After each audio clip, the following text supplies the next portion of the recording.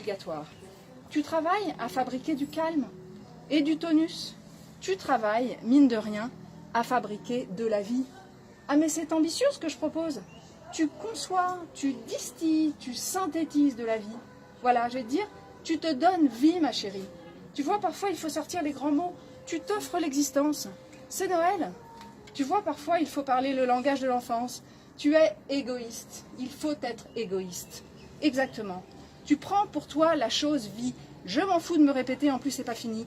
Tu saisis la vie, tu attrapes la vie. Tu la grippes, tu la serres. Personne ne doit te la chourer, bordel. Tu la tiens très fort, très bien, très efficacement, très doucement aussi. Et comme si c'était un petit bébé.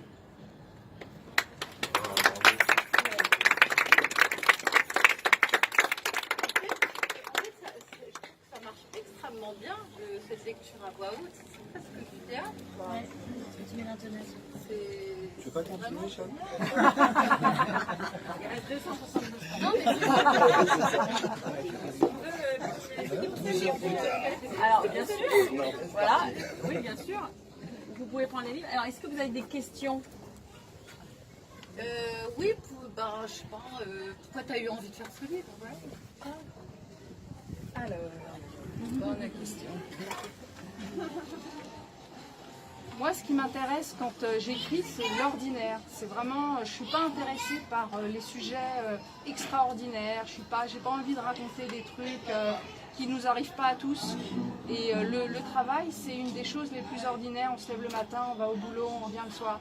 Donc pour moi, c'était un sujet en or à cause de ça. Et puis, ce qui m'intéressait, par exemple, c'était de montrer comment chacun gère son énergie tous les jours. Comment on fait pour se lever le matin et réussir à travailler tous les jours. Comment on gère notre énergie. Comment on rencontre des gens qui nous transforment. Tout ça, c'était ça qui m'intéressait dans le sujet du travail. Après, la question des rapports de pouvoir dans le travail, avec le management et des formes parfois délétères qu'il prend aujourd'hui. Et c'est insinué dans le livre et a pris beaucoup de place parce que c'est une question importante, je pense, pour plein de gens aujourd'hui. C'est vraiment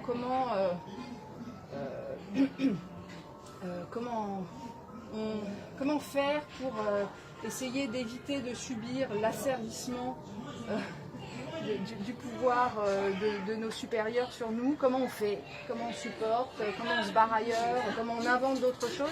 J'ai aussi fait une enquête sur l'autogestion et les scopes où les choses se passent un peu différemment, donc vous verrez. Je ne vous raconte pas tout le roman, mais il y a une ouverture vers autre chose que le management aussi.